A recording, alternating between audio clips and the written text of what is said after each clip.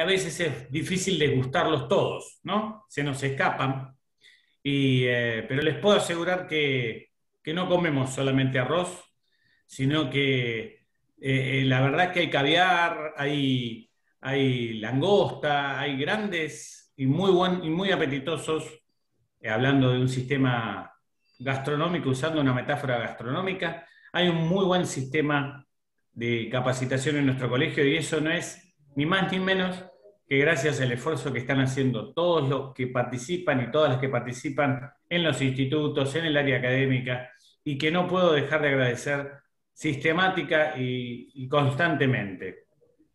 Hoy en especial tengo que agradecer a Gisela Espínola, a Héctor Raffo, por supuesto, y a todo el equipo que participa y que se ha capacitado en el área de la defensa del niño y la niña. Y creo que también, por supuesto, sin dudar, a todas aquellas áreas que están vinculadas. Ahí la veo a Beatriz González, que también está colaborando y que participa activamente, y que tiene su propio instituto. Y bueno, sin dudar y para no extenderme en demasía, agradecer especialmente a Patricia Visir por su presentación de hoy y decirle que el colegio está para esto, para tratar de acompañar en lo más que podemos, buscando nuevos servicios, reformulando los viejos servicios, y tratando de generar los nuevos que tengan que ver con las necesidades que hoy los abogados tenemos. Hoy los abogados estamos más preocupados por resolver las cuestiones virtuales que por las cuestiones presenciales. Sin embargo, las necesidades siguen siendo las mismas. Sin embargo, la gente, los más vulnerables, siguen necesitando de nosotros y los recursos para acceder a ellos siguen siendo escasos. Así que el esfuerzo que ustedes hacen desde la capacitación, desde la construcción de herramientas para todos y para todas, es realmente algo que debemos agradecer todos. Y por eso, como presidente del Colegio de Abogados de Morón y en su nombre, les doy a todos muchas gracias y un fraternal y enorme saludo. Y dejo la palabra para que hablen los que tienen que hablar. Héctor, muchas gracias. Gracias, Jorge. Bueno, muchísimas gracias, Jorge Frega, por todo el apoyo y el estímulo que nos da como para seguir avanzando aún en estos tiempos aciagos, ¿no? Quiero agradecer, además de Jorge, todo el equipo que lo acompaña, la comisión, el consejo directivo y a las autoridades del CIJUSO que han posibilitado y están haciendo nuestro aporte y tenemos nuestro respaldo el día de la fecha para la realización de esta jornada, de manera que ya estoy viendo acá gente de Trenquelauquen, gente de Mar del Plata, o sea que esto está teniendo una difusión importante, y yo no soy del halago fácil, pero creo que Patricia convoca. Patricia convoca. Nosotros lo único que hacemos es brindarle las herramientas técnicas como para que el saber de ella y la experiencia de ella nos pueda acercar un poco de luz a estos tiempos bastante oscuros, ¿no? Así que bueno, el agradecimiento no solamente a Jorge y al equipo, sino también a la Secretaría Académica, a Gisela, a Araceli y Julieta, y al doctor Rossi, que también nos posibilitó el acceso a la CIJUSO, y en especial, les doy la bienvenida a todos y todas aquellas que se han interesado en estas jornadas, que para nosotros tienen una vital importancia. Bueno, yo quería decir antes de presentarla a Patricia, ¿qué nos movió a esto, no? Es decir, dentro de la Comisión de Abogados del Niño, una de las preocupaciones más importantes es la dificultad en la comunicación cuando se las designa. O sea, de la noche a la mañana reciben una nota que dicen que tienen que hacerse cargo de la defensa técnica y el patrocinio y el acompañamiento de un niño en sede judicial. Entonces ahí empieza el primer obstáculo, es decir, están los abogados del niño ante una persona desconocida, un sujeto desconocido que viene a acceder a un mundo que no es para él. El dispositivo y el montaje académico está diseñado con un criterio adultocéntrico. Entonces es muy difícil establecer algún lazo con esos niños, porque el hábitat natural de los niños, ¿qué es? El juego, la escuela, el club, la recreación, el afecto familiar, el compañerismo y las amistades, que son los ámbitos naturales donde debe crecer todo niño. Y acá se encuentra de repente con que le dicen que tienen que entrevistarse con fulanita de tal o menganito, que los padres se pelean, etcétera, etcétera. Y a eso le sumamos la natural asimetría que entre los adultos y los niños. Ahora, ese escenario, estamos convencidos de que ese escenario jurídico es un escenario hostil para el niño, en principio, porque se encuentra ante lo desconocido. Pero es necesario, es decir, que tenga que comparecer por las desavenencias que hay entre los adultos y que lo dejan muchas veces desamparados en una situación de doble vulnerabilidad.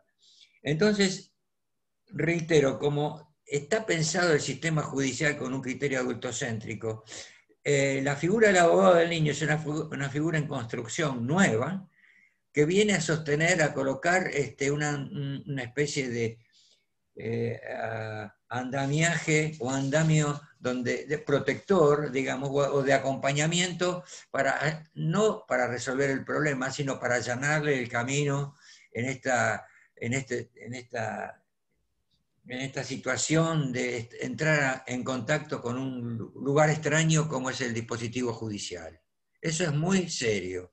Y a medida que eso, Patricia lo sabrás mejor que nosotros, lleva a múltiples equívocos. Entonces, escuchar al niño con su lenguaje, brindar herramientas a los profesionales que se tienen que acercar conforme la ley a ellos, para nosotros es una tarea vital. La Comisión de Abogados del Niño hace de la interdisciplina un culto, no solamente porque lo dice el Código Civil, sino porque la experiencia nos dice que solo con el diseño jurídico no se resuelve la cuestión. Hay una dimensión jurídica, que ya la conocemos todos, la hemos estudiado, pero hay otra dimensión que es la realidad del niño en particular, que no la conocemos porque de repente nos presentan a un niño, y después la tercera dimensión es la dimensión operativa de cómo operar sobre ese niño, o con ese niño, mejor dicho, acompañarlo a él. Entonces, para todo eso estamos reunidos acá. Y como a Patricia la conozco de hace muchos años, fue compañera de comisión, ella fue presidenta de ASAPMI, Asociación Argentina de Prevención del Maltrato Infanto-Juvenil, tiene un recorrido, yo le pedí un currículum y ella es muy modesta, me mandó 4 o 5 cosas, pero realmente creo que tendríamos que invertir una hora para escuchar todo lo que ella hizo y tiene pensado hacer. Es psicóloga clínica, es especializada en abuso y maltrato infanto-juvenil, posgrados en trauma de niños y MDR, que yo le pedí que me lo explicara, y me dice que es tratamiento especial para la desensibilización y reproceso de situaciones traumáticas. Es decir, cómo se vuelve del trauma, Es supervisora y formadora de equipos especializados, es consejera en problemas de niñez y adolescencia, docente universitaria. A mí me ha tocado ir a cursos que ha gestado ella en la Universidad de Buenos Aires, en la Facultad de Derecho de la Universidad de Buenos Aires, entre otras muchas cosas. Pero bueno, les quiero explicar la dinámica.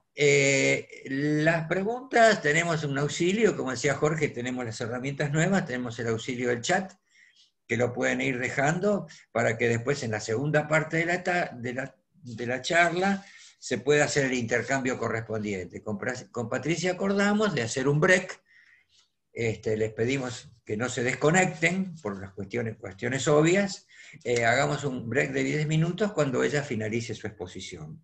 Bueno, se me fue demasiado la mano con el tiempo y bueno, ahora los dejo exclusivamente a la escucha de Patricia. Bueno, muchas gracias, Héctor. Un gusto estar de vuelta en el Colegio de Abogados de Morón. Y nosotros aparte tenemos esta hermosa experiencia de haber lanzado desde ASAPMI los equipos, ¿no? Cuando salió la ley, junto con Jorge Golnovich, ¿te acordás, Héctor? Ya no sé Morón. Ni en qué año fue, pero bueno, de haber acompañado los primeros equipos locales. ¿Sabés una cosa? Disculpame que te interrumpa, Patricia. Se formaron tan bien, que el intendente poco a poco sufrió las bajas de la mayoría de los capacitados. Se fueron a trabajar como directores de infancia en otras provincias, en otros municipios. Se quedó sin gente de tan bien formados que estaban. Bueno, Eso eso es un solo. problema. Y fíjense que hasta había un equipo de tratamiento, ¿no? Realmente, después a mí también me tocó, por ejemplo, en San Miguel, eh, ayudar a rodar el equipo, el grupo de niños y grupos de adultos responsables como tratamiento, dentro del equipo local también. Bueno, y en otros, ¿no? Tigre, Vicente López, siempre estuve dando vuelta por ahí, colaborando un poco, formando y supervisando. Pero bueno, también las charlas que damos en el colegio para nosotros son muy importantes, así que Morón no es cualquier lado para mí. De todas maneras, bueno, bienvenidos todos los demás que son de otros lados y de otras provincias, sobre todo, como estaba escuchando a la gente de la Fiscalía de La Pampa, leyendo. Así que bueno, genial, buenísimo y un gustazo para mí. Bien. A ver, estuve trabajando un poquito a ver qué les podía acercar, que tuviera que ver, primero en un primer momento de, entre todos ver, por ahí por deformación profesional, ¿no? Porque yo trabajo con trauma, con niños que han sufrido mucho maltrato, abuso, de todo tipo de maltrato. Y entonces, desde ahí, ¿no? Pensar juntos qué viven estos niños, qué les exigimos nosotros, cómo puede estar su voz condicionada por lo que vivieron, ¿no? Y ver de alguna manera qué tenemos que incluir para ser parte de su voz, no solamente su palabra, pensando además que muchos de ellos todavía no accedieron al lenguaje, ¿no? Y como para dar un resumen, ¿no? de qué es lo que tenía ganas de hablarles. La diferencia entre el derecho del niño, la niña, el adolescente a ser oídos, ¿no? Y la posible revictimización por hacerlos participar y hacerlos participar y hacerlos participar de los procesos judiciales, donde no, digamos, no es gratuito para los niños pasar por esos lugares, la verdad, por lo general. Si bien en muchos casos puede ser como muy reparatorio, ¿sí? Sobre todo cuando se hace justicia. ¿Mm? Y hablando de eso, se me ocurre ahora un dibujito que les voy a compartir, así que en el recreo, Héctor, haceme acordar que incluya el dibujito para mostrárselos después del recreo, ¿ok? Bien, bueno, entonces vamos a compartir pantalla para empezar un poco, porque el tiempo es tirano.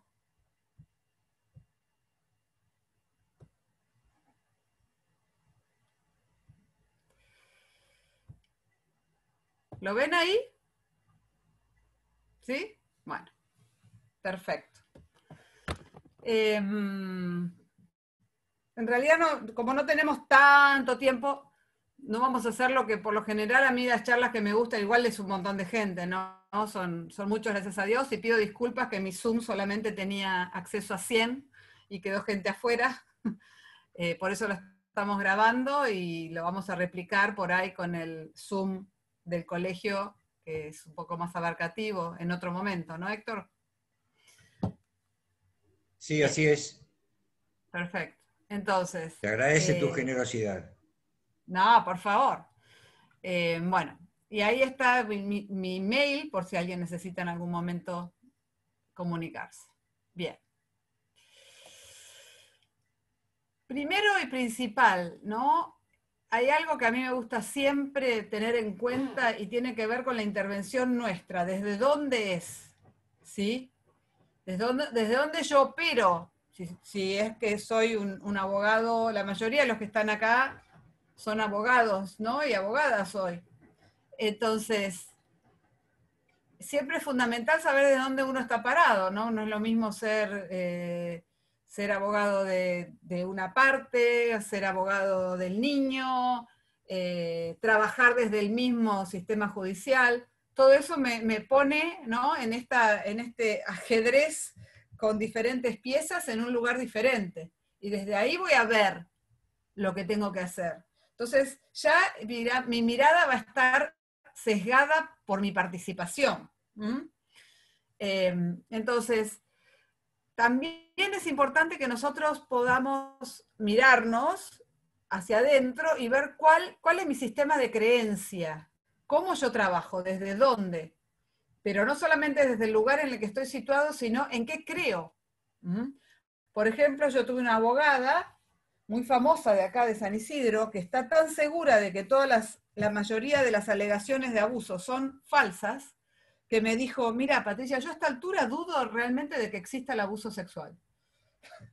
¿No? O sea, y desde ahí es que va a trabajar, desde las creencias, ¿no? Para darles otro ejemplo, una vez yo tuve la experiencia de que un abusador sexual me contara directamente cómo había abusado a su niña de 3 años, por lo cual era una causa que ya estaba abierta en los juzgados, en el tribunal de menores de ese momento, y yo enseguida hice como un informe sobre lo que había escuchado, y enseguida la causa pasó a penal, ¿no? Hablando de sistemas de creencias, esta era una nena donde realmente, sin subestimar el abuso, justamente yo no subestimo el abuso era una mancha más del tigre, de todos los maltratos que había sufrido por parte de la mamá.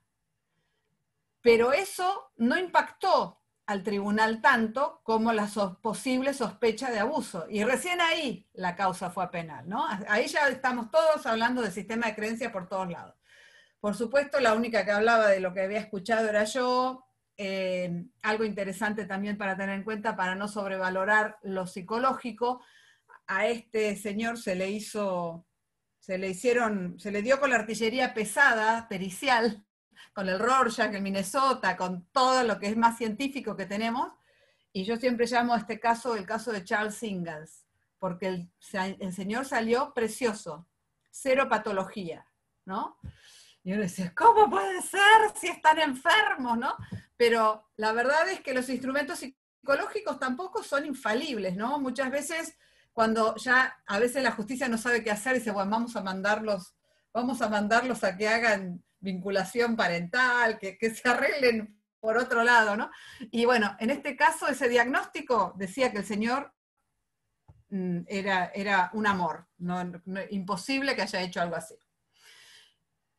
Pero esto no es todo, sino que cuando se cerró la causa, el juez escribió, ¿no?, sobre la causa, diciendo que era imposible que el abuso hubiese sucedido por la corta edad de la niña. Fíjense, para ese juez, las niñas de 3 años no eran posibles de ser abusadas sexualmente. Yo creo que hoy por hoy nadie se animaría a pensar algo así, mucho menos a escribirlo, ¿no? Estamos hablando de hará 15 años, un poco más por ahí. Entonces, sí, porque había tribunales de menores todavía, hace un poco más. Entonces, realmente es muy, muy importante, ¿no?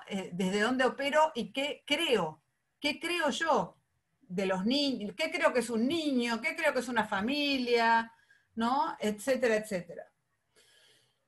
¿Qué entiendo por riesgo?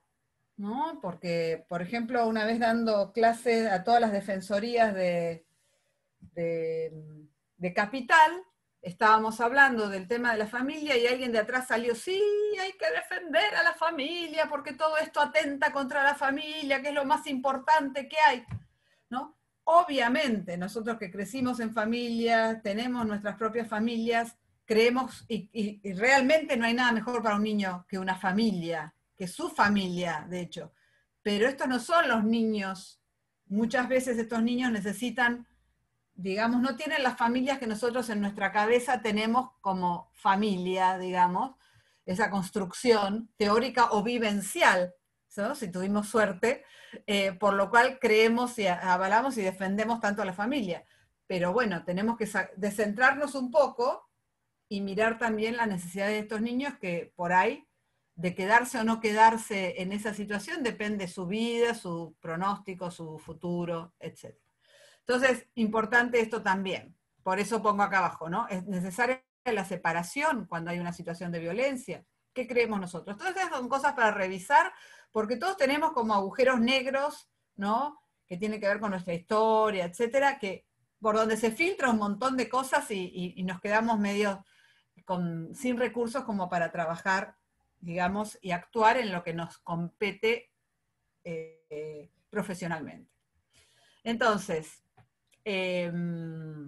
¿a quién quiero beneficiar? Ustedes son abogados del niño, entonces está más que claro que quién es el cliente, digamos, ¿no? Quién es el sujeto de derecho que está esperando de alguna manera tener los servicios de todos ustedes como para llegar a poder hacerse justicia en su caso, ¿no? Pero a veces también, ¿no? Nos situamos de otro lado, estamos defendiendo a progenitores que por ahí están acusados de maltrato, ¿no? Que todavía no sabemos, a quienes han sido víctimas de violencia, a la familia, como decíamos antes, como una idea, una necesidad y una esperanza. Entonces, muchas veces, ¿no? Está muy de moda esta palabra de la revictimización.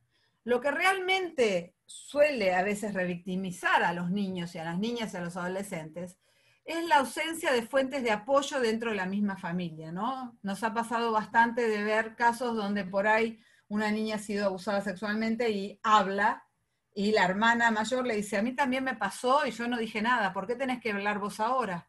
¿Sí? O esto otro que decimos, que se hace una perimetral y una persona sale por la puerta y entra por la ventana porque estamos exigiéndole por ahí al cónyuge que tenga una actitud, ¿no es cierto?, de protección para con sus hijos que no la puede tener. Entonces, cuando no hay fuentes de apoyo dentro de la familia, estas fuentes de apoyo hay que buscarlas desde otro lado también. Y esa también es una tarea de quienes estamos operando sobre estos casos, ¿no? Tener muy en cuenta por ahí el club, la iglesia a la que pertenece, ¿no? Es un trabajo donde lo interdisciplinario, lo interinstitucional va a tomar una prevalencia, digamos, y una importancia fundamental.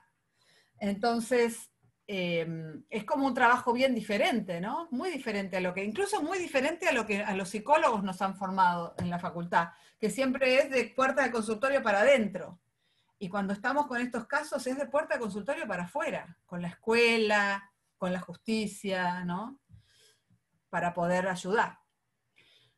Ahora, también las intervenciones sin coordinación, ¿sí? Que muchas veces no privilegian los derechos de los niños, son muy revictimizantes para estos niños y adolescentes. Entonces, en cualquier intervención, y sobre todo yo siempre digo que nosotros, los psicólogos, vamos a tener que superar la herida narcisística que nos provoca, que en realidad lo principal para que se detenga la situación del maltrato que están sufriendo los niños y los adolescentes pasa por medidas judiciales. O sea, nosotros podemos atender a los chicos, a las nenas, después de que están en una situación de seguridad, porque si no, no vamos a poder hacer mucho, ¿no? Entonces ahí es fundamental el rol de ustedes, ¿sí? Entonces, después como un objetivo secundario va a venir que se recupere este grupo familiar, que se recuperen estos niños de todas las consecuencias que tuvieron y que realmente no puedan, cuando no tengan, cuando sean adultos, ¿no? que sufrir todos los resultados negativos a largo plazo, ¿no? Como son las enfermedades que sufren los adultos psicológicas que han vivido todas estas situaciones. Entonces, para resumir un poquito, ¿no? Fundamental el sistema de creencias, como decíamos antes, esta formación especializada, Héctor decía muy bien, esta es una figura en construcción, ¿sí? De hecho, todos los que de repente tuvieron que mirar así para abajo porque la convención decía que el niño tenía derecho a ser oído, están en un cambio de paradigma absoluto, ¿no? El niño ya no es objeto de nuestra defensa y protección, tiene voz, tiene prioridades, tiene gustos, tiene cosas que decir. Y esto es algo, digamos, que ha cambiado mucho. Yo me acuerdo del último juicio oral que acompañé a una nena a declarar, justo fue en Morón. Y la verdad que tenía 13 años esta nenita, no entendían ni las preguntas que le hacía el tribunal. El tribunal preguntaba de la problemática, no sé qué, con un léxico de... que a veces nosotros hacemos los chistes, ¿no? Pero me parece que estos jueces nunca vieron a un niño, no saben lo que es un niño, ¿no? En el sentido de que realmente hay que hablarles de otra manera, preguntarles de otra manera, saber de la etapa evolutiva que está viviendo, como para entender más o menos qué puede llegar a entender, buscar la palabra facilitadora, ¿no? Por eso es tan importante que la Cámara GESEL sea llevada a cabo por profesionales que están especializados en trabajar y por lo menos hablar con niños y niñas, ¿no?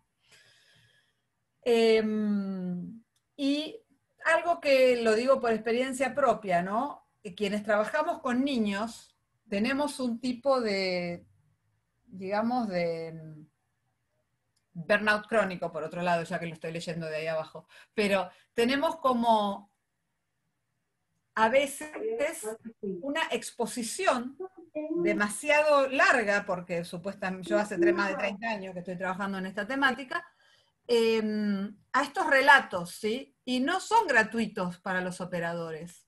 No son gratuitos para nosotros las cosas que escuchamos de estos chicos, ¿no? Escuchar a un niño, una niña que está sufriendo es algo dolorosísimo. Yo llevo más de 30 años, como les decía, y a veces los relatos me atraviesan como una flecha, como si fuera el primero que escuché, ¿no? Entonces, hay dos posibilidades, que es lo que yo estoy viendo, y lo veo mucho en mis colegas también, ¿no? El estar realmente comprometido. Me parece que hay alguien para silenciar, le digo a quien nos está ayudando, y si no, les pedimos a todos que se silencien, por favor. Donde uno puede estar comprometido con el caso o sobreexpuesto, ¿sí? Entonces va a la casa y le dice, no sabes el caso, ¿no? Al marido, a la familia, ¿no? O sea, por nosotros victimizamos también secundariamente a quienes viven con nosotros, por lo general, cuando trabajamos con estos casos. A ver quién se tiene que silenciar, porque todo esto va a salir después en la grabación. Entonces, está este peligro, ¿no? Donde hablamos siempre de la distancia operativa. La distancia operativa es muy difícil. Lo que yo considero que tenemos que hacer es meternos en la situación, o sea, poder realmente escuchar desde el lugar de comprender y acercamiento hacia los niños. Y por otro lado, si no, digamos, no, después de que escuchamos, poder salir. Ese es el arte. Entrar y salir, más que mantener una distancia operativa todo el tiempo, porque estos chicos que han vivido estas situaciones complejas de las que por lo menos nos ocupamos muchos de nosotros, no van a tener por ahí, digamos, confianza en nosotros si nos acercamos, si no nos acercamos, si nos ponemos en una actitud, ¿no es cierto?, con esta asimetría de la que hablaba Héctor. Entonces, por otro lado, hay muchos colegas también, suyos y míos, que se defienden, ¿no? Con esta distancia, ¿no? Como una actitud más, como diríamos, fobicona, de, a ver, si el niño allá y yo acá. A ver, háblame, contame qué te pasó. Bueno, esos chicos nunca van a contar demasiado, porque piensen y no se olviden que nosotros, por ser adultos, hasta que demostremos lo contrario, somos sospechosos para ellos. Sospechosos de que podemos dañarlo, ¿no? Porque han recibido daño de adultos también. Y por supuesto, mi consejo amoroso a quienes trabajan con niños, y sobre todo a los abogados del niño acá presentes, es el cuidado personal. No dejen de tener espacios para relacionarse con el arte y con la actividad física, porque realmente es una tarea tóxica el trabajar con niños que sufren las situaciones que nosotros cotidianamente atendemos. Entonces, es muy, muy importante esto preventivo del burnout. Otra cosa son los grupos, digamos, los equipos, ¿no? Ustedes se reúnen, y poder hablar entre varios de los casos, lo que sería la posibilidad de supervisar también, hacer ateneos para charlar sobre estas cosas, y las reuniones de equipo. Cosas que son tan fundamentales y parecen, digamos, básicas, y hay muchos equipos que no las tienen. porque están tan ocupados apagando incendios que ni siquiera les da el tiempo para la reunión de equipo. Bueno, es lo peor que pueden hacer, porque si no hay reunión de equipo, si no se podemos tomarnos un pasito hacia afuera juntos, ¿no? Aunque sea por Zoom, como para pensar en los casos que estamos trabajando, seguramente nos vamos a mandar algunas macanas, ¿no? Bien, entonces, yo tengo burnout crónico, así que hablo con autoridad. Ok. Bien. ¿Qué pasa cuando escuchamos un relato? ¿No? Un relato de algún tipo de victimización, un relato de abuso, un relato de maltrato. Cuando escuchamos a un niño, una niña, un adolescente que nos cuenta lo que está viviendo o lo que vivió. Lo primero es un poco contradictorio el controlar la reacción, porque la reacción justamente habla de algo que no tiene control. Pero ver la posibilidad, por ahí no nos sale en el primer caso, pero sí en el segundo, de, digamos, mirarnos a nosotros mismos y poder controlar lo que nos está pasando. Yo he supervisado casos donde hay colegas que me han dicho, a mí me dio muchísimo rechazo escuchar lo que esta nena estaba viviendo, ¿no? A mí me dio, no sé, etcétera, etcétera. Entonces cada uno reacciona como puede. Los chicos nos están mirando así, ¿no? Nos están mirando y observando, sobre todo porque son hipervigilantes como buenos sobrevivientes de situaciones difíciles, entonces no se les escapa detalle. ¿No? Tengo una paciente que me dijo, cuando yo le conté a mi psicóloga cuando yo era chiquita lo que había vivido, la psicóloga se agarró así la cabeza, hizo así, y yo dije, ay, ¿qué le hice a esta mujer? Pobre. Y nunca más le hablé, ¿no? Entonces, esto es importantísimo, controlar nuestra reacción desde varios lugares. Desde, primero, no sobreabundar en preguntas, o sea, uno a veces se desespera y desde la impotencia empieza a preguntar. Y hay una pregunta que la tienen que erradicar, y es, ¿y vos qué hiciste? Táchenla esa pregunta. Jamás hagan esa pregunta porque es incriminadora. O sea, no solamente te pasó lo que te pasó, sino que yo no hice nada. ¿Cómo le digo ahora que no hice nada, que no me pude defender? De esto es lo que tienen más culpa los chicos que viven, ¿no? Situaciones de maltrato. Entonces, lo que hay que preguntar es, bueno, ¿y qué más pasó? ¿Sí? Si les corresponde a ustedes preguntar, porque sabemos que van a necesitar después pasar por otra instancia, entonces, donde cuenten lo que les pasó para ser protegidos, pero entonces es importante, digamos, que ellos hablen y cuenten lo que quieren. Con respecto al tema de la confidencialidad, yo te cuento algo, pero si vos no se lo decís a nadie. Entonces, nosotros podemos, para sacar un relato que estamos esperando que suceda, cometer el error de decirle, sí, yo no se lo voy a decir a nadie.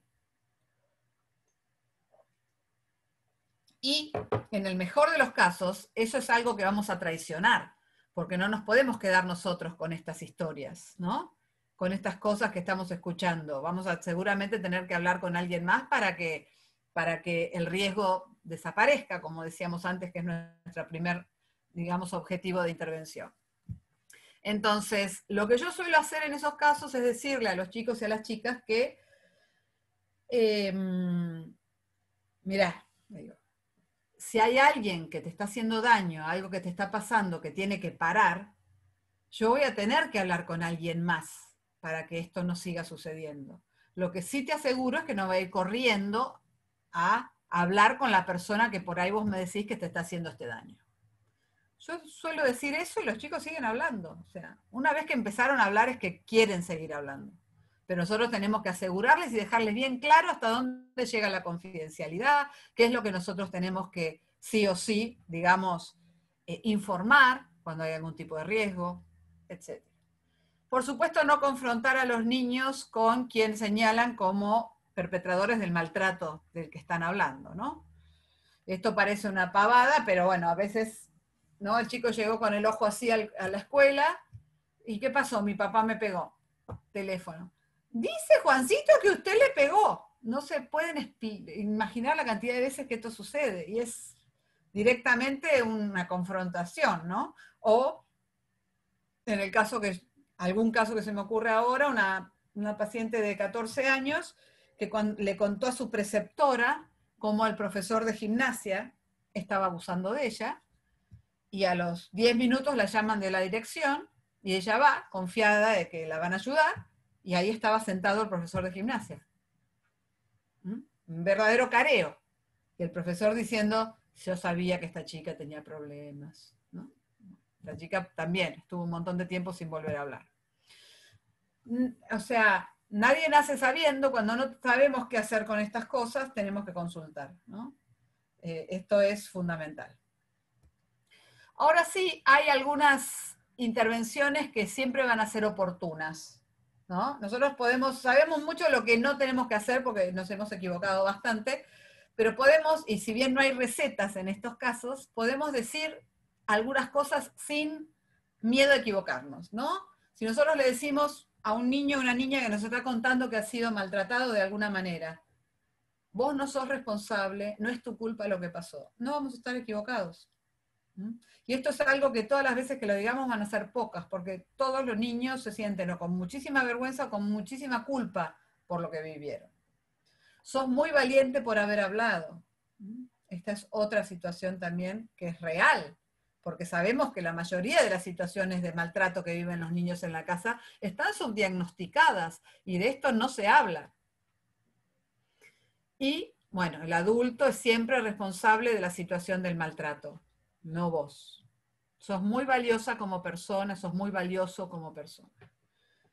Estas cosas, estas frasecitas, si quieren sacarle una foto a esta placa, o sea, igual ya la van a tener después.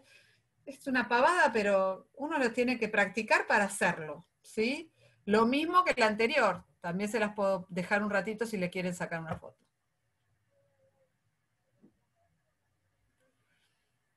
Ok. Bien. Entonces, hay mucha gente, ¿no es cierto?, que busca al abogado del niño para situaciones de familia, ¿no? Civiles. Entonces, por ahí hay momentos donde hay una separación y después hay una reunificación o una tendencia a una reunificación. Muchas veces son compulsivas, ¿no? En lo que vemos acá en la justicia, a veces. Y hay como ciertos, digamos, principios, ¿no?, que los escuchamos muy seguido. En realidad no fue tan grave. Después de todo es el padre, o después de todo es la madre, ¿no? Tiene que vivir con ellos y hay que perdonar. Esto de que hay que perdonar, realmente perdonar es bueno, ¿no? Pero en estos casos donde a veces se busca empezar por el perdón puede llegar después de mucho trabajo para todas las partes, ¿no? Cuando hubo un agravio, digamos, una situación difícil y muy, muy, muy seria. Pero, bueno, muchas veces esto es lo que se dice, demos vuelta a la página, ¿no?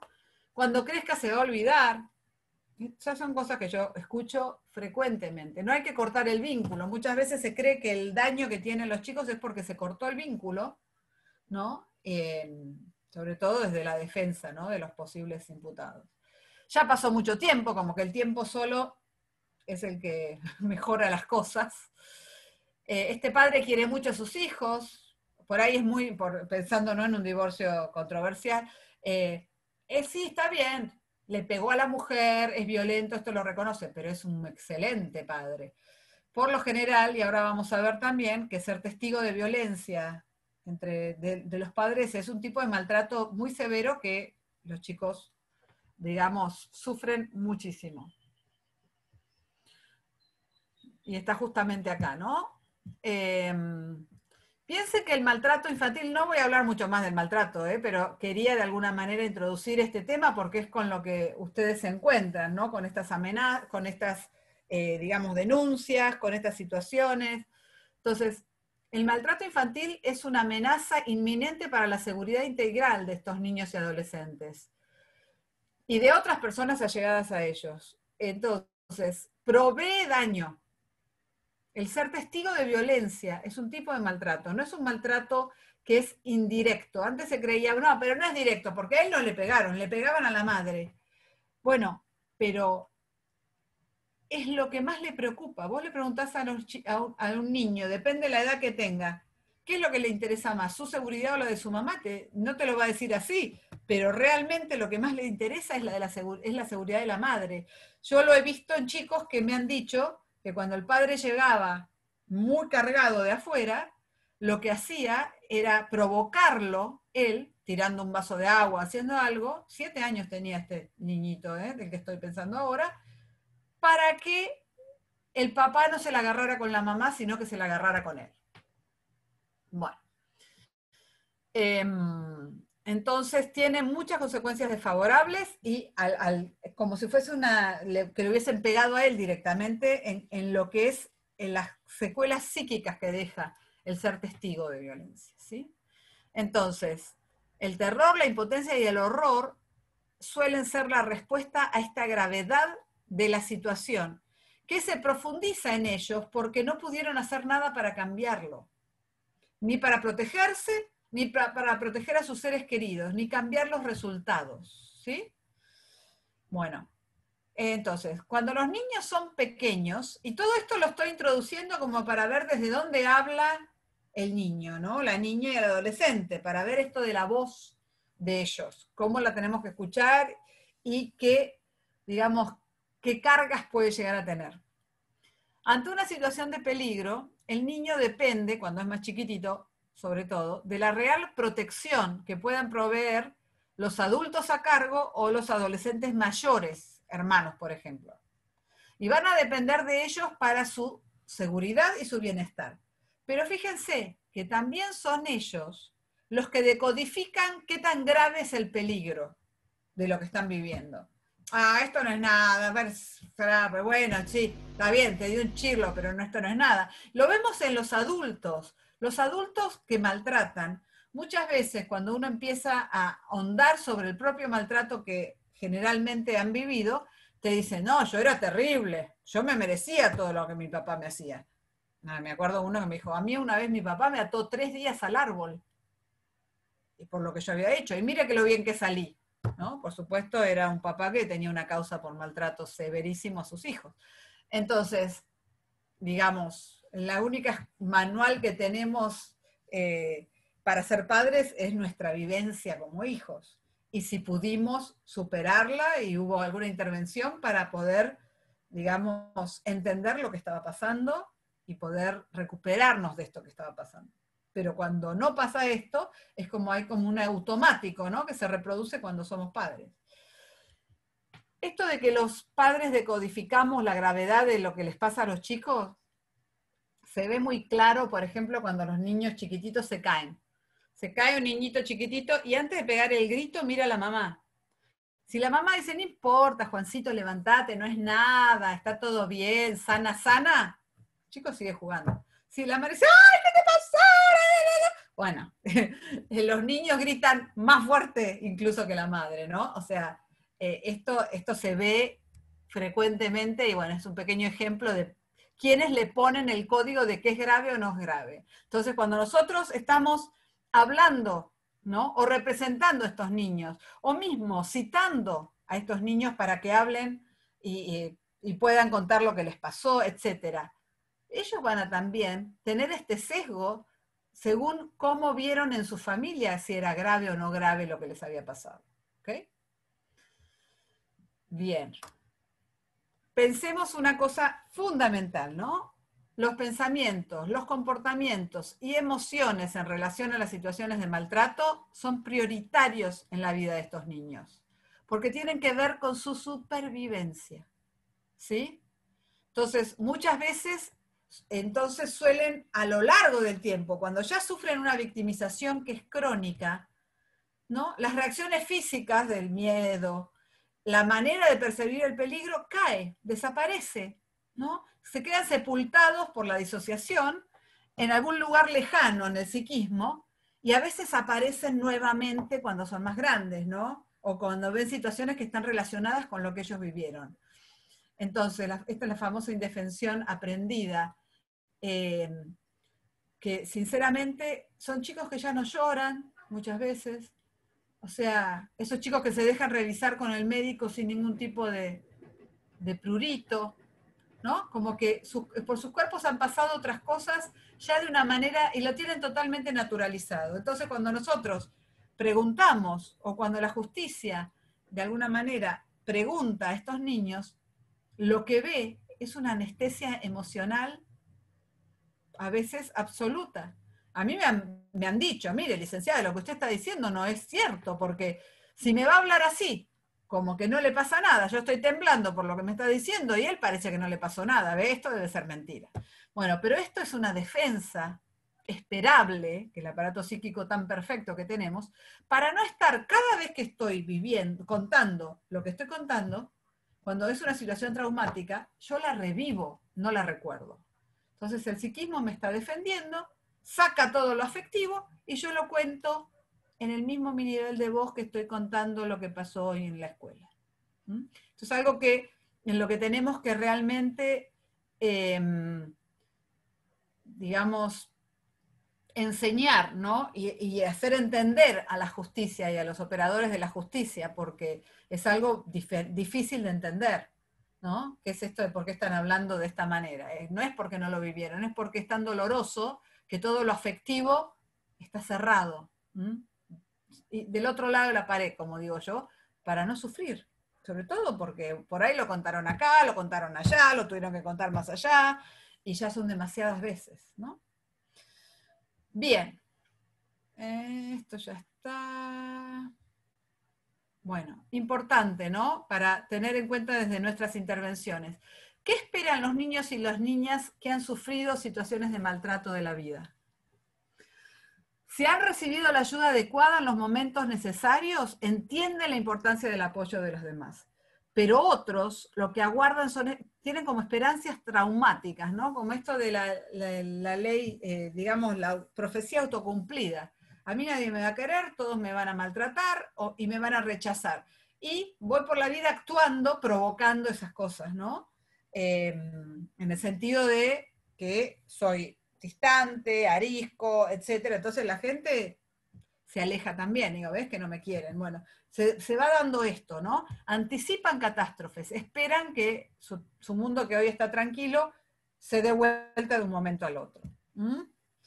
Entonces no creen en la seguridad, en la estabilidad, y tienen miedo de querer también a otros porque han sufrido y los sentimientos de amor ellos saben bien que se pueden traicionar. Tenemos un dibujito, ¿no? De una niña que había sido abusada sexualmente por su papá, y el dibujo de la persona bajo la lluvia. Entonces, fíjense cómo ella ve su contexto. Este es un dibujo que se hace mucho en laboral, en psicología laboral, para ver cómo la persona, digamos, organiza una situación de estrés que le puede venir, que en este caso es la lluvia.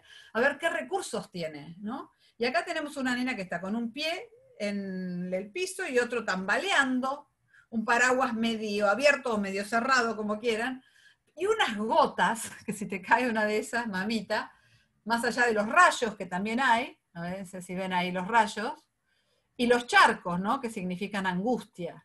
Bueno, así ve esta nena su contexto. Pero por ahí no lo va a poder decir tan bien como en este dibujo lo está diciendo, a través de la palabra. Bien, esto ya está, esto ya está. De la disociación me parece que mejor lo dejamos para otra charla, para el segundo nivel. Y acá esta es la lámina 10 del Rorschach, nadie me diga lo que ve porque es otro precio. Me pongo a interpretar lo que están viendo.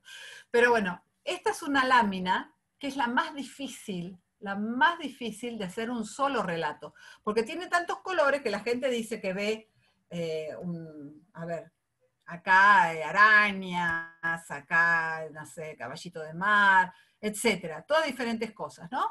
Pero una nena de 5 años a la que se le tomó esto a un cuerpo médico forense, que en realidad había sido testigo de una situación terrible de maltrato por parte de su papá, y había sido también testigo de la violencia hacia su mamá, ¿sí? Una mamá que el papá le pegaba y cuando se cayó al suelo la seguía pateando. Dice, cuando uno le presenta esta lámina que fue en el cuerpo médico forense, dice, acá está el malo. Ustedes ven mi cursor, ¿no? Acá está el malo. Estos son los amigos del malo. Los amigos del malo le dieron a estos un arma. Lo verde son las armas de los amigos del malo. Porque quieren llegar a matar a la princesa. Acá está, ¿qué dijo? Esta no, esta es la princesa. ¿Qué está? Estos son los amigos que la están cuidando y acá también hay guardias que cerraron la puerta de la habitación donde está la princesa para que nadie la vaya a matar. ¿Por qué les muestro esto? Para que vean cómo el trauma organiza la vida de estos niños. Incluso organiza lo que ven. Este es un test visual, ¿sí? Lo que estoy viendo yo ahí, que no son los caballitos de mar y ¿no? La cosa linda porque hay colores, es tétrico, es tremendo y tiene que ver con la experiencia que viví. Y fíjense que yo les digo, nadie generalmente hace un solo constructo de esta lámina, por lo difícil que es, y esta nena, tan chiquitita, tiene toda su inteligencia y todos sus recursos puestos en la supervivencia, en ver de dónde viene el peligro y ver cómo defenderse. Bien. Entonces, en realidad yo estoy hablando, bueno, por supuesto son todas cosas que le vienen muy bien, pero a mí me trajeron acá para hablar de esto, ¿no? De cómo oímos a estos niños, ¿no? Ustedes saben estos artículos mejor que yo, así que, ¿qué le estamos exigiendo a estos niños que tienen este derecho a ser oídos? ¿Sí? Primero, para poder hablar, tienen que constituirse como sujetos del lenguaje. Y esto no llega así nomás, digamos, de buenas a primeras. En otros animales sí, ya están inmersos en eso. De hecho, me escucha un psicoanalista, me mata, ¿cómo que no estamos inmersos en el lenguaje? Claro que estamos inmersos en el lenguaje desde la panza de la mamá, pero constituirse como sujetos del lenguaje, poder entender y poder replicar, poder hablar sobre mi experiencia, sobre lo que yo viví, sobre lo que estoy sintiendo y comunicárselo a otro, es todo un aprendizaje que no llega en los primeros años. Entonces es muy importante entender que el lenguaje, según la edad, no va a ser el medio privilegiado por el cual, digamos, se comuniquen estos niños. ¿Ok? Entonces, fundamental tener en cuenta esto. Acá puse la mirada adultocéntrica de a lo que Héctor también se refirió. Nos pasa mucho, y pasó en ese juicio que yo les conté, que el último, que me lo acuerdo porque fue el último, que uno se dirige a niños de una manera que los niños no entienden, ¿no? Como que muchas veces los adultos tenemos la idea de que ya son adultitos, pero en diferentes tamaños, ¿no? Van creciendo de tamaño, pero son adultos desde el vamos y nos tienen que entender. Y les exigimos cosas de adultos, ¿sí? Y nos comunicamos con ellos de una manera adulta también. Y bueno, justamente no es lo que ayuda a que haya comunicación. Y mucho menos a comprender y entender, ¿sí? Entonces, dice, ¿no? Tienen que participar de las decisiones que los afectan, ¿no? Que afectan a los chicos, tienen que participar de esas decisiones. Muchas veces no están capacitados para participar de esas decisiones. Importante tenerlo en cuenta también, ¿no? Entonces, ¿se los escucha? ¿Se decide sobre su destino? El equilibrio, ¿no? Entre estas dos cosas es muy difícil, ¿no? Antes se criticó muchísimo, ¿no? El tema de que el niño era objeto de protección, entonces se decidía por él que era lo mejor para él. Por otro lado, ¿sí? Ahora vamos a escucharlos y vamos a ver, de todas maneras, las decisiones las vamos a tomar los adultos, las decisiones las va a tomar por ahí un juez, que los va a implicar. Es muy importante escucharlos y saber qué les está pasando. Ahora, a veces ellos no están capacitados, pensemos que están muy vulnerados, Entonces tampoco son los niños como nosotros los pensamos con todos sus recursos y sus capacidades, ¿sí? No hay que subestimarlos, pero tampoco sobreestimarlos y pretender que hagan cosas que no, para lo que no están preparados para nada. Ejemplo, y es lo que viene acá abajo con el equipo zonal.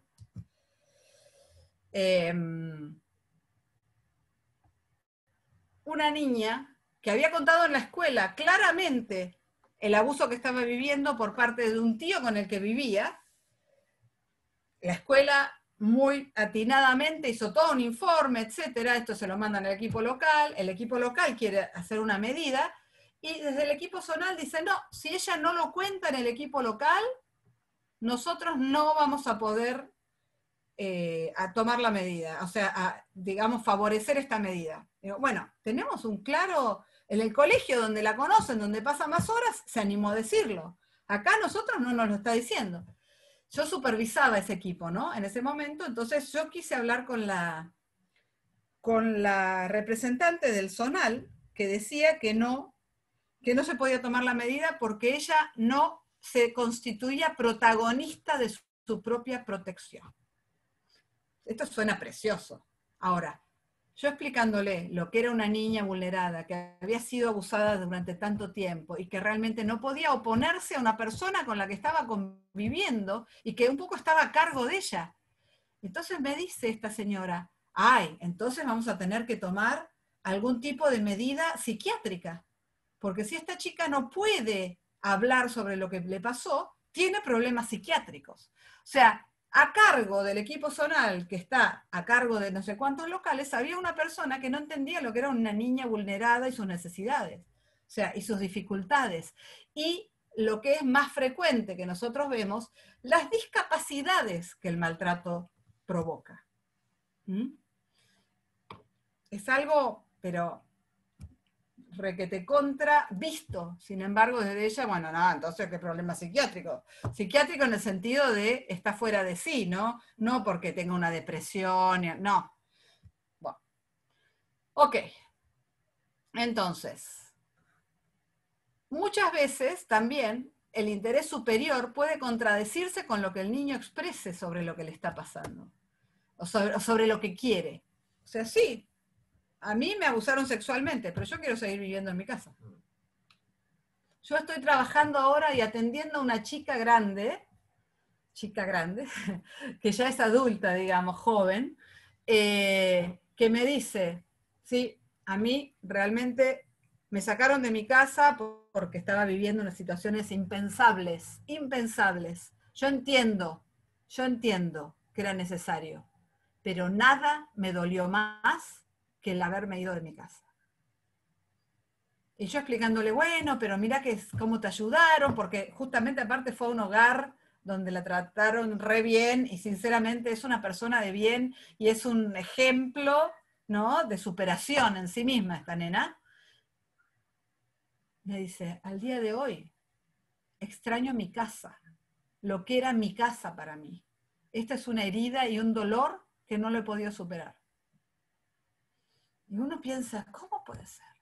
¿No? Tenía 11 años, estaba viviendo las vejaciones peores que se les pueda ocurrir de parte de madre y padre, y sin embargo te dice que lo peor es, si a esa chica vos le preguntabas, en vez de tomar la medida que se tomó, ella iba a decir, no quiero irme de mi casa, ¿no? Y esa es su voz, eso expresa lo que ella quiere y lo que ella considera que es para ella más importante. Sin embargo, va en contra de su interés superior, ¿no?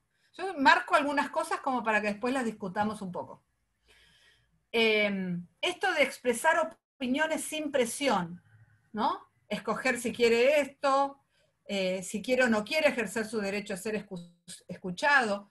Bueno, no, te cita la jueza, vos vas, tenés que ir. No, yo no quiero ir, no quiero pasar ahí, me aburro. Los chicos dicen me aburro cuando en realidad quieren decir la paso para el carancho, pero no me animo a decir eso, digo me aburro, ahí me aburro.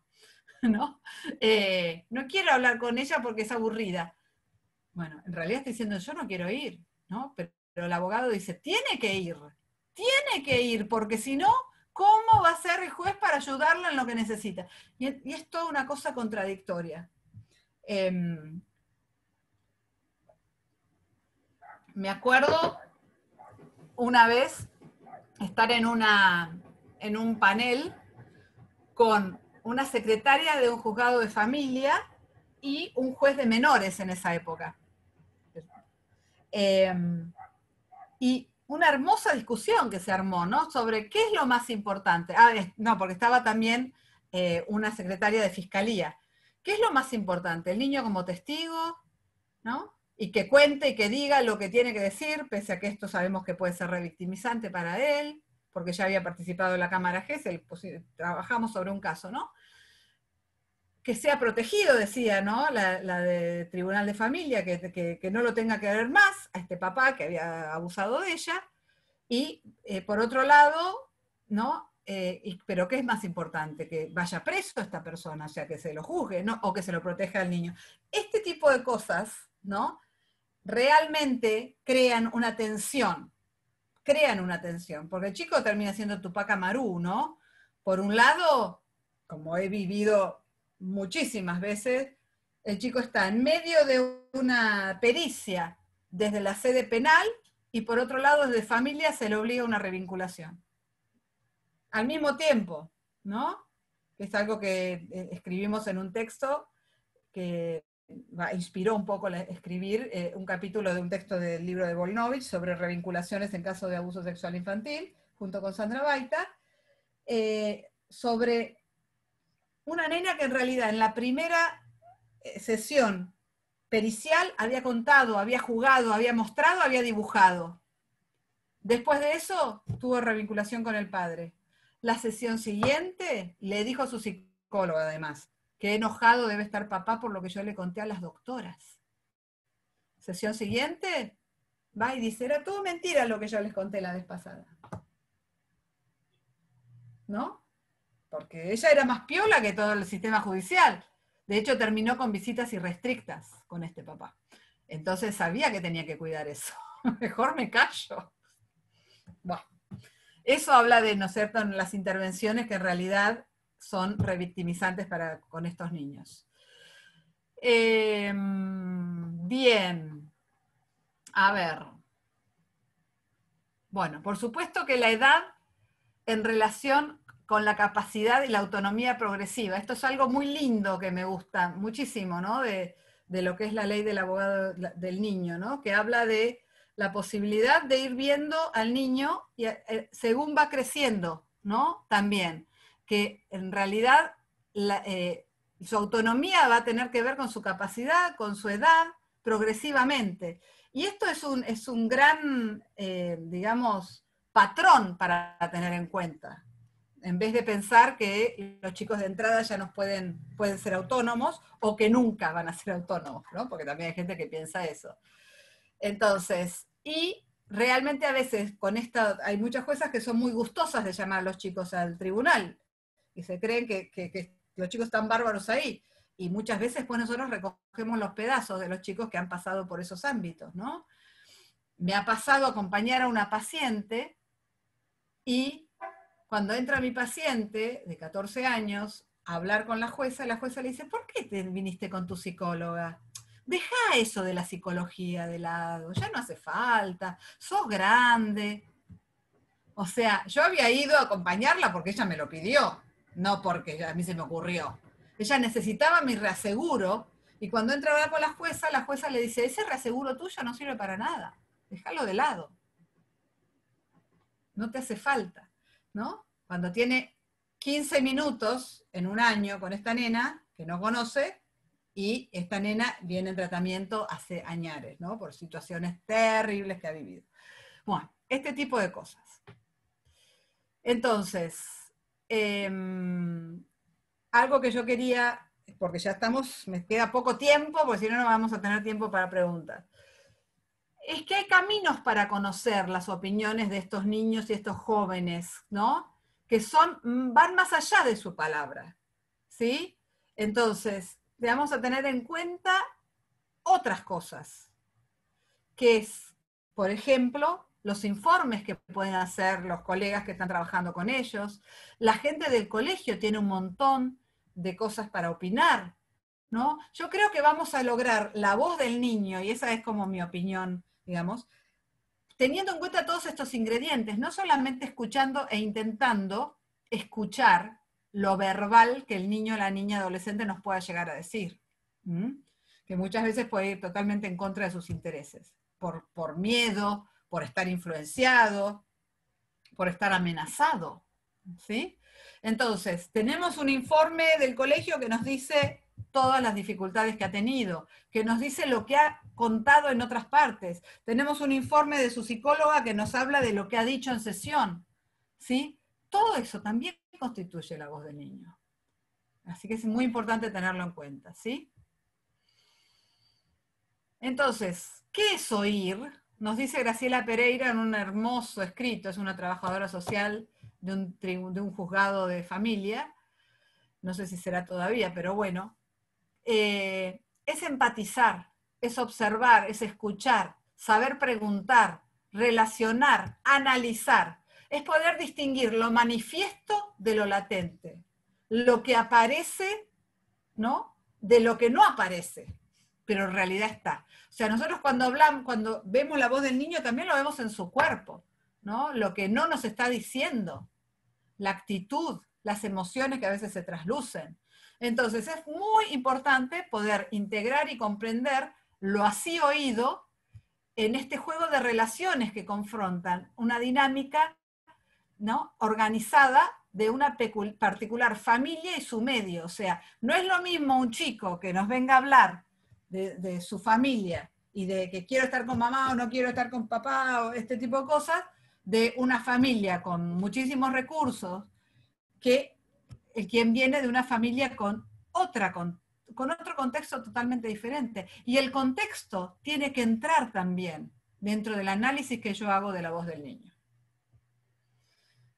¿Cómo oímos, no? Pensar en los niños y en los adolescentes como parte de un todo, como decíamos, ¿no? Su historia, su familia, cómo están condicionadas por las características del medio social en el que vive y se desarrolla, para que esta escucha, ¿sí?, pueda ser efectiva y respetuosa, sobre todo respetuosa, primero que nada respetuosa, y después que también sirva para el proceso, ¿sí?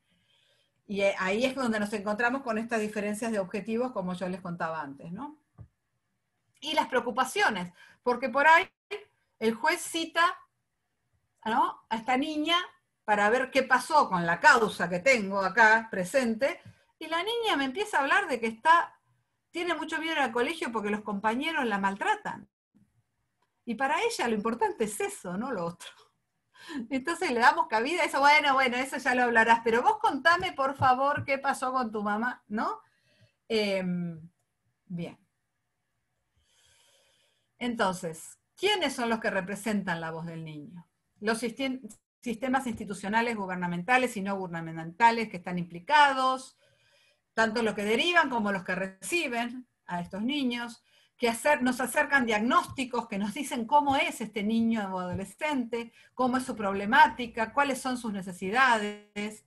Todo esto nos tiene que guiar a la hora de elegir qué recursos se va a brindar, qué prestación se va a dar, qué servicio también, para tener canales de comunicación de seguimiento periódico de la evolución, ¿no? Todo lo que pasa en los seres humanos es muy dinámico. Entonces, lo que nosotros leímos en el expediente de hace 2 años, hoy por ahí, no tienen nada que ver con lo que está pasando, más allá de que los chicos también van creciendo, ¿no? Bueno, hasta acá llegó mi voz. Ok. Muchísimas gracias por muy bien, escuchar. muchas gracias, Patricia. Al contrario, vamos a Vamos a dejar hacer de compartir. Vamos a dejar esta pantalla entonces mientras. Claro, muy linda, muy linda. Por eso, ¿no? Sí, Mientras hacemos 5 muy, minutitos, muy tipo de ir a buscar estimulante. agua Hacemos o ir al unos baño. 5 minutitos, los quiero aprovechar para decirles, porque hay numerosos requerimientos de cómo acceder a este material y qué sé yo. Y gracias a la generosidad de Patricia, ella accede a la publicación de lo actuado, de lo trabajado hoy, en la página del colegio, va a estar publicado en la página del colegio. O sea, en la página del colegio puede acceder todo el mundo.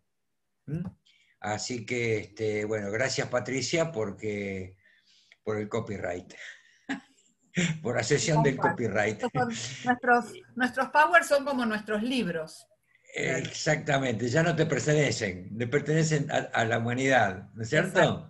Una vez Los, que uno escri- abre la boca, ya lo los propio escritores inmediatamente dicen pasó. eso, una vez que terminó el libro ya no le pertenece. Exactamente. Bien, Nos yo vemos en 5. les quiero proponer que en 5 minutos reanudemos con, no sé, con la metodología que vos propongas, Patricia, si preferís que Por te ahí manden por sí, chat. quien nos está haciendo de co-hospedadora puede juntar algunas preguntas del chat, ¿no? Sería bueno, porque debe haber algunas más repetidas por ahí. Sí, y aparte yo les pediría, discúlpame Patricia, yo les pediría que abran las cámaras para preguntar también, que abran las cámaras, ¿eh? Bueno, Porque he visto que muchas están cerradas. Es un pequeño sacrificio que les pido a todos y todas. ¿Eh? Bueno, nos vemos en 5 minutos, entonces. No, dale. les pido que no se vayan porque después no sé si van a poder entrar, ¿no? Bueno, no se vayan que después viene lo mejor, como dicen. Ok, nos vemos en un ratito. Gracias.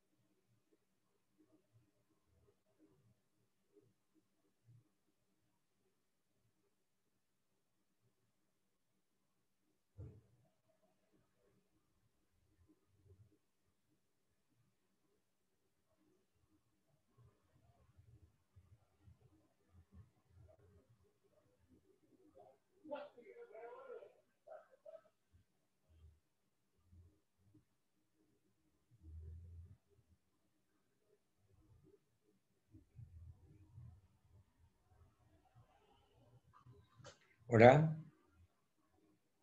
¿Hola?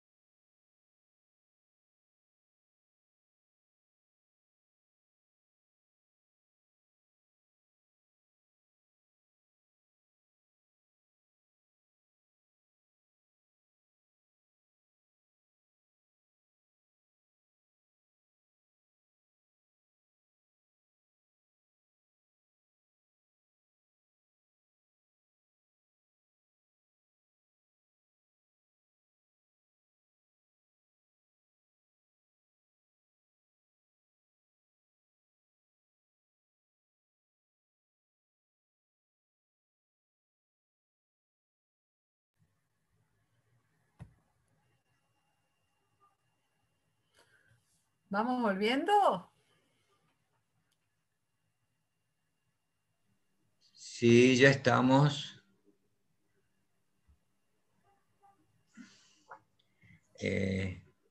Bueno.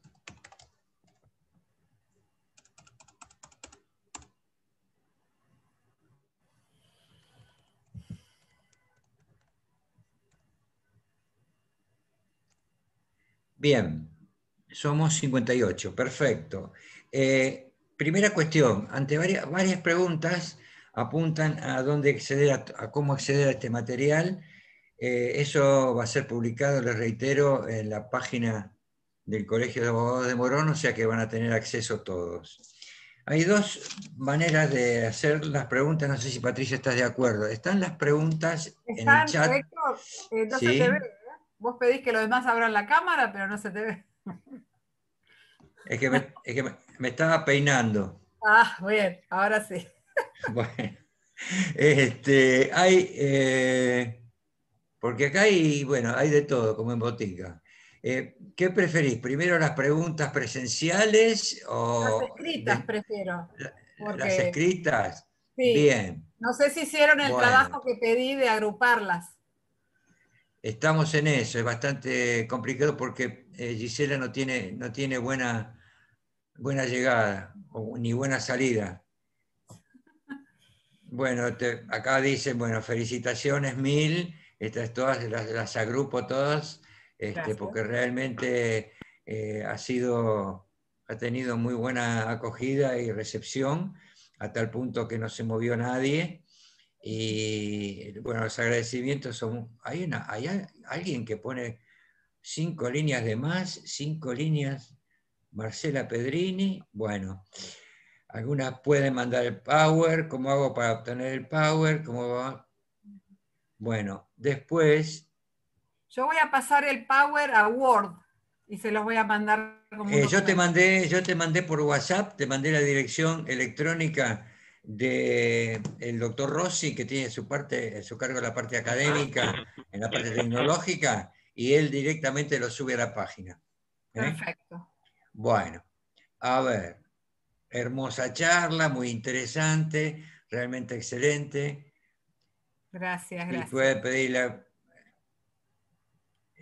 bueno, son múltiples. Eh, Saludos a la gente de Mar del Plata, Trenquelauquen también, acá presente. también, sí, sí, sí. Eh, bueno, no sé, acá Ah, hay una pregunta de la doctora Faiden, dice, ¿cómo abordar desde el equipo de los juzgados a un niño que cambia permanentemente el relato y frente a cada padre dice lo que éste quiere escuchar? Bueno, eso es lo Incluso más frecuente que hacen los chicos. Los chicos, incluso lo escribe o lo graba a solicitud del adulto, cambiando también el relato frente a las psicólogas que intervienen. ¿Mm? bueno, ahí hay que ir un poquito más hondo. Hay algo que se llama juego de lealtades, ¿sí? Que todos estos niños tienen. Ellos no quieren quedar mal con uno de los padres. Entonces, cuando ellos están en riesgo y no pueden expresar realmente lo que les pasa, van a acomodaticiamente sobreadaptarse a la situación y decir lo que el otro quiere escuchar. ¿Mm? Entonces, yo creo que este chico necesita un tratamiento y que lo que va a poder decir seguramente después de un tiempo más claramente va a ser en un tratamiento. Y para que el tratamiento sea imparcial, sería buenísimo que lo paguen por partes iguales, padre y madre. O que vaya a un ente estatal. Bueno, muy bien. Escuchándote, viendo la realidad, por lo menos la realidad territorial, como el sistema de protección integral es un sistema administrativo judicial, donde están los servicios por un lado, los juzgados por el otro, los equipos técnicos. Existen muchas dificultades y encontronazos muchas veces entre las opiniones de los equipos técnicos de los juzgados y de los servicios locales, etcétera, apuntando al tema de la revinculación, a la restitución del régimen de comunicación, etcétera, como se quiera llamarlo, y eso genera muchos problemas.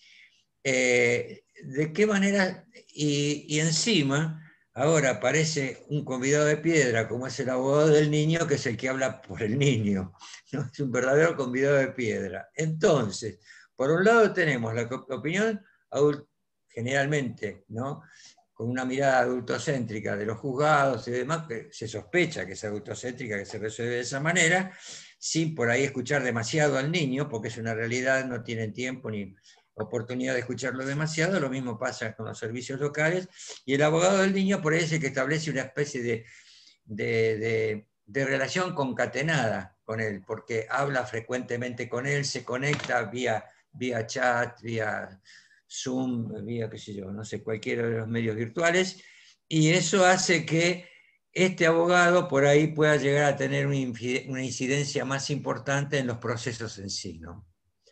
Esa es la inquietud mía, es decir, la dificultad que existe en este momento. La Lo que pasa dicotomía y la que disociación. Vos hablaste en un momento dado de la fragmentación en los aportes técnicos, ¿no? Y si esos aportes siguen siendo fragmentados, bueno, acá tenemos los resultados. exacto. Lo más difícil pasa también por lo interinstitucional. Yo me acuerdo estar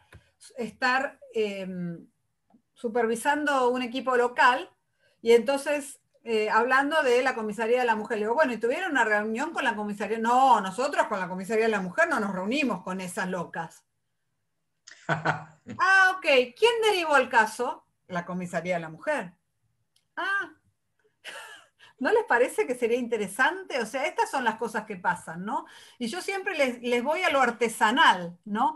A ir en el vínculo. Siempre hay alguien de la otra institución que puede tener mejor vínculo y que puede de alguna manera tener la misma, digamos, mirada que puede tener el otro equipo. Hay que buscarlo. A veces en los lugares chicos es más fácil, ¿no? En las ciudades grandes por ahí se dificulta, pero la verdad es que hay que buscar eso, siempre, siempre va a haber, porque no se puede dejar afuera. Y si no, juntarse y ver las dificultades que tienen de la mejor y más respetuosa manera. Pero no En se va a este, poder trabajar criticando a tal juzgado, criticando a tal, y como si el chico no tuviese que pasar por todos los lugares, ¿no? Y directamente lo tironeamos de una manera increíble. en ese caso la virtualidad puede ayudar, porque se puede juntar los servicios locales con los peritos, con los niños, con los papás, qué sé yo. No sé, acá la doctora Romina Di Vincenzo dice, ¿qué pasa cuando después de 6 años de litigar por un régimen de comunicación, atento que la madre se opone de todas las formas, al mes de ver un papá a su hijo lo denuncia de abuso? Frente a los psicólogos que dicen que no es su relato en tiempo y espacio del niño, que habla por un tercero, ¿cómo hacemos cuando son las madres las que imponen estos discursos en los chicos? Bueno, primero el tema de que las madres imponen los discursos abusivos, por ahí hay si es una mala interpretación, puede ser, ¿no? Que realmente el chico sostenga y sostenga algo, pero cuando es un falso alegato y contra un papá, es difícil que se sostenga en la realidad, ¿no?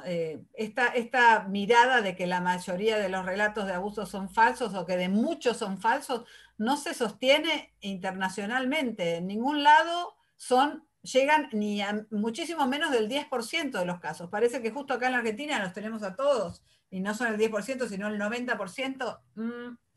No.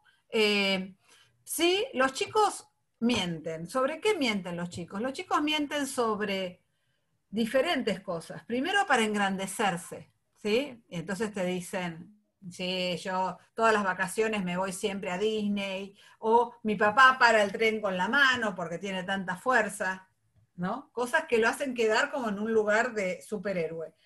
Por otro lado, mienten para zafar, como la mayoría de los seres humanos, ¿no? Está con la mano llena de chocolate y te dice, yo no agarré el chocolate, no, yo no fui, ¿no? Estas son las mentiras típicas de los chicos. Mentir sobre una persona a quien quieren mucho, de esta manera, hablando de algo que les da tanta vergüenza como tiene que ver con lo sexual, ¿sí? Y quedando en una situación tan infrahumana, él, por decir esto, porque no es que me pasó algo, sino alguien vino y me arrasó a mí como persona y yo no pude hacer nada, no es el tipo de mentira que los chicos hacen. Los chicos no mienten sobre este tipo de cosas. ¿Que pueden ser inducidos? Sí, pero esto no se sostiene. ¿Mm? No se suele sostener en el tiempo, y a un buen experimentador, digamos, que le puede tomar una buena entrevista como para validar ese relato, por lo general no se puede validar. Bien, la doctora Carolina Noelia Simón dice, ¿qué es lo que pasa con los equipos interdisciplinarios de los juzgados que en violencias realizan entrevistas de 10 minutos y pocas veces aplican test para poder determinar características personales sería de cada involucrado? La verdad que muchos sí hacen test y todo. Lo que en algunos dicen que no es nuestra función, ¿no? No es nuestra función hacer esto, nosotros solamente vemos lo relacional y lo que tiene que ver con el vínculo. Y bueno, en 10 minutos es poco lo que se puede evaluar. ¿Qué es lo que pasa? Es que no hay un compromiso con la tarea, eso pasa. Porque se llegan a conclusiones donde no, digamos, con muy pocos recursos.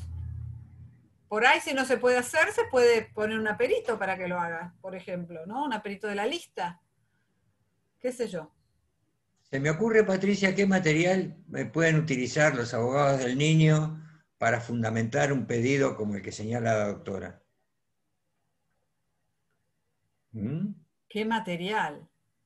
Y ustedes tienen Y que ir a la... claro, no, porque hay que tener presente una cosa, algo que es, como yo dije en un principio, que es en construcción, es que no todos apelan, no todos los abogados apelan las resoluciones negativas de los juzgados, y las cámaras tienen poca llegada a estos casos, ¿no? Casos de abuso, violencia, maltrato, etcétera, regímenes de comunicación. Y muchas veces se me ocurre que una de las vías a utilizar son herramientas teóricas, es decir, tener herramientas teóricas lo suficiente desde el campo interdisciplinar, ¿no? Para sustentar, por ejemplo, porque están en desacuerdo con una medida dictada por el juzgado. Y va a tener que depender del caso. Ese es el Sí, tema. sí, Y claro. muchas veces, de todas maneras, lo que se pueda acercar desde la psicología a su señoría no le interesa nada, ¿no? Es como que hay que de Sí, pero a alguna la manera... cámara, pero por ahí a la cámara sí. Ah, está bien. Y lo mejor es un diagnóstico de riesgo, ¿no? Un informe de diagnóstico de riesgo bien hecho, donde se pongan en claro las situaciones de riesgo que están viviendo esos chicos y que no se están viendo en el juzgado. Yo, so pretexto o cayendo en lo autorreferencial, yo cuando era juez trataba de hacer las cosas bien porque sabía que me lo podía revisar la cámara. ¿Está? Sí, Es está bueno. decir, claro, son mecanismos de control que, si bien es cierto, el sistema judicial es rígido, de alguna manera, o sea, la razón de ser del pronunciamiento judicial tiene que ser la fundamentación, tanto del abogado que pide como del juez que resuelve. Muchas veces se ve que so pretexto del atosigamiento de tareas, del cúmulo de tareas, qué sé yo, se saca cualquier cosa, como están diciendo acá, ¿no? También pensando en esta idea, ¿no? De cómo se busca justificar de alguna manera que puedan oírse a estos niños, también proponer un tratamiento, ¿no? O sea, que estos niños entren en un tratamiento privado. Lo que pasa es que si es de parte, es de parte. Entonces, ahí está la pericia de la profesional o del profesional como para hacer participar a ambas partes y, de alguna manera, si no, que se haga un acuerdo entre ellos de a dónde va, o sea, que el juez pueda permitir que este chico o esta nena pueda expresar todo lo que le pasa mejor en un ámbito terapéutico, que no sea los 10 minutos de juzgado. Lograr eso, ¿no? Lograr el permiso para el tratamiento. Nosotros, por ejemplo, ahora yo tengo un equipo de trabajo que superviso y, en mi consultorio, y estamos, cuando nos llegan casos, por ejemplo, de sospecha de abuso para tratamiento, nosotros lo que pedimos es el permiso de o ambos padres, cuando es extrafamiliar es más fácil, ¿no? Por supuesto. O del juez. Y muchas veces el juez adhiere a esto, ¿sí? El abogado pide que sea el equipo de la licenciada Visir, por favor, que atienda a este niño, y el juez lo propone, y le dice, sí, autorizamos, así, digamos, una hoja bien clara donde dice, autorizamos a la licenciada Visir y a su equipo a trabajar con la niña y los niños, tal y tal y tal. Después se oponen del otro lado, pero ya está la autorización del juez. Entonces, nosotros podemos acceder a trabajar con esos niños. Entonces, por ahí se puede pedir algo así. Hay abogados que me han dicho, pero eso nunca se hace, eso no, eso se hace en otros fueros. Mira, nosotros lo pedimos siempre y muchas veces tenemos suerte. Es lo que, bueno, con una abogada que me dijo, no lo voy a hacer, no, de ninguna manera. Bueno, como se lo rogó la clienta, lo hizo. Al día siguiente teníamos el permiso para trabajar con los nenes. Así que... Acá dicen, aclara otra vez la doctora Simón que claro que las cámaras no son especializadas, y bueno, habrá que contribuir a especializarlas. Exacto. Es Y el decir, diagnóstico claro, de riesgo sí. lo puede hacer un psicólogo o un trabajador social, digamos, que entienda sobre esto. Depende de qué tipo de maltrato estemos hablando, ¿no? Sobre todo en los regímenes de comunicación, o sea, está lo que se dice, o sea, que el nene no puede volver con el papá, o si vuelve con el papá, tal cosa, tal otra. Es decir, son espacios de litigio muy ríspidos, muy ríspidos. O sea, la reanudación del régimen de comunicación, por ejemplo, es casi central. Es más, se cometen los mayores dislates en aras de que, como bien dijiste vos en la charla, el nene tiene que ver al papá con independencia de que le haya hecho algo, etcétera, etcétera, ¿no? Es una discusión, no es teórica, no es bizantina, es de todos los días. Es decir, en muchos casos, ¿no? La Se nos verdad que sí, presentan. la verdad que sí. Y esto que están preguntando acá en cuanto a los abuelos que piden comunicación, ¿no? Con una niña, pero están todo el tiempo, digamos, desfenestrando a la otra familia. Y no, esa comunicación no puede darse si no es un ambiente cuidado, o hay que trabajar con esos abuelos, de todas maneras tiene que ser la comunicación en un ambiente cuidado, como para que entiendan las consecuencias que puede tener en su nieta o nietito lo que ellos están haciendo. Que realmente es un maltrato emocional, criticarle a su familia, ¿no? A su madre está loca, este tipo de cosas, ¿no? La verdad que no es recomendable ahí la comunicación si no es mediada. Y Bien. incluso en algunos casos ni siquiera así. La doctora Fabiana Bustamante dice, ¿qué se hace cuando... ¿Lo tenés ahí en el chat vos, Patricia? Un poco sí. A ¿Qué ver. se hace cuando la psicóloga del juzgado dice que no hubo abuso, que no surge espontáneamente del relato de la niña, que ella no tiene por qué preguntar? La psicóloga del juzgado no llegó a la historia clínica de salud mental de la psicóloga, en la cual Bueno, dictamina que la niña primero, sufrió abuso. Sí. primero se ve que la psicóloga del juzgado no está especializada ni en trauma, ni en abuso, ni en nada, y tendría que empezar, si está trabajando en un juzgado, a formarse en esta temática, porque es lo que va a llegar. Entonces, cuando se trabaja en trauma, se va al encuentro de la situación traumática, no se espera que salga, como el modelo psicoanalítico. A ver, ¿qué te trae por acá? ¿No? Sino que se va al encuentro de la situación traumática y se pregunta. No me voy a olvidar más cuando acompañé a una paciente a un juicio oral. Ella tenía 17 y el tribunal le preguntó, ¿por qué vos estuviste 3 años con González en tratamiento y no dijiste nada y sí con Visir hablaste? Y ella dijo, ¿y porque Patricia me preguntó? O sea, así de simple, ¿no? O sea, realmente, y no es una pregunta inductiva, ¿no? Sino preguntas amplias, pero que tienen que ver con lo que uno sospecha. No va a surgir jamás espontáneamente el relato del abuso en un niño. Nadie lo quiere contar. Mis pacientes, después de un tiempo, les voy, vamos a tener que hablar sobre tu mamá me contó lo que vos dijiste que había pasado, ¿no? Y me dicen, pregúntale a mamá, yo no quiero hablar de eso. Yo me quiero olvidar. Y te digo cuando ya tienen confianza conmigo. Imagínate ir a una persona que no conocen y hablarle de semejante situación. De entrada. Claro que no lo van a hacer, y mucho menos espontáneamente. Bien. Una más. Elogios. Una más. Creo que aún falta mucho respecto a la figura del abogado del niño. Lo real es que si no somos convocados al proceso, el niño queda sin patrocinio alguno. Debería ser obligatoria su intervención en casos donde sus derechos estén vulnerados.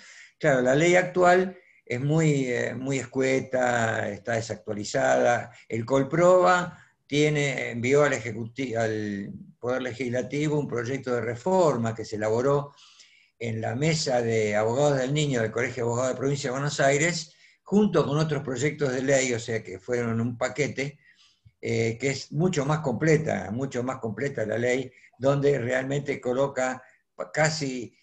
Nosotros cuando hicimos un Zoom con varios jueces, uno dijo, y bueno, y si la ley lo dice, va a haber que nombrar un abogado del niño. Si la ley lo dice. O sea, no nos queda otra. Si nos queda otra, ahí lo tenemos, el pariente incómodo. Por eso yo siempre sostengo que el abogado del niño es el motor de búsqueda. Tiene que ser el motor de búsqueda de esos lazos que vos proponés interinstitucionalmente y en el transcurso y en el devenir de la vida del niño, que no se circunscriba cuando el nene va a tribunales, sale de tribunales y después pasa todo. O sea, se olvida todo, se disimula todo, se pone bajo la alfombra. Sí. A ver. Respecto a la última pregunta que veo acá, sí, es viable denunciar la violencia institucional. Hay mucha violencia institucional de parte de los equipos que hacen revinculaciones. Muchísima. O sea, que empiezan diciendo, no, el nene va y le dicen, bueno, de lo que pasó antes no vamos a hablar. Vamos a hablar de ahora en más. Demos vuelta a es una cargada. O sea, es un espacio donde hay que hablar sobre lo que pasó justamente, ¿no? ¿Por qué hubo una desvinculación? Porque sí. Entonces, realmente hay que, bueno, otro día hablamos sobre revinculaciones, que es otro tema apasionante, pero desde ya, y porque tengo ya un paciente esperándome, es agradecerles muchísimo la atención, y bueno, nos queda otra charla, ¿no, Héctor? Son 2. Sí, así nos queda otra charla, yo no tengo Así la que mano. hagan muchas preguntas, piénsenla, Dentro y de podemos empezar por claro. las preguntas que quedaron pendientes de esta charla y después seguimos. ¿Qué les El parece? lunes, dentro de 15 días, el otro lunes. En El 2 que viene semanas. no, el otro. Así que bueno, Patricia, yo te quiero agradecer muchísimo en nombre de todos los colegas y colegas que realmente nos has prestigiado, nos has ilustrado, nos has acompañado, como hace tanto tiempo estábamos seguidos viéndonos acá. Nosotros estamos en el territorio, no salimos del territorio, quiero esto y trabajamos permanentemente en el colegio. El colegio nos ha brindado, nos ha abierto las puertas para abrir espacios, para que podamos seguir creciendo, digamos. Y la construcción creo que se hará con esto, con el conocimiento.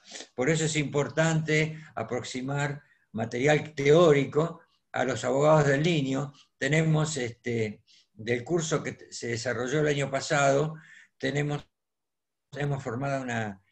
un montón de material que en la medida que lo necesiten, por ahora lo estamos armando, pero para poner a disposición de todos y todas. Así que bueno, Patricia, te mando un abrazo enorme, ojalá que estén todos bien por tu casa, y nos vemos este lunes, no, el otro viernes, y yo les pediría a todos y todas que ratifiquen su inscripción por las dudas, sobre todo a los abogados del niño, que tienen esto como actividad obligatoria, según marca la reglamentación de su ejercicio profesional. Muchísimas gracias, y bueno, gracias por la recepción y todas las cosas lindas que están diciendo.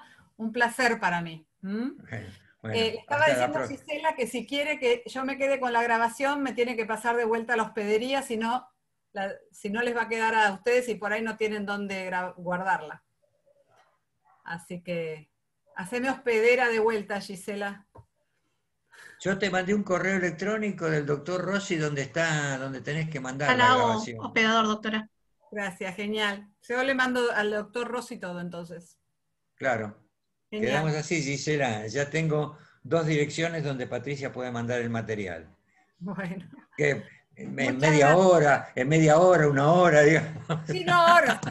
Cuando termine el consultorio a las 10 de la noche, por ahí tenemos Sí. suerte. Bueno, un abrazo grande. Adiós. Gracias por todo. sus palabras. Cuídense Gracias. mucho. Hasta luego. Hasta luego. Hasta luego. Gracias. Al Muchas contrario, gracias. gracias a ustedes.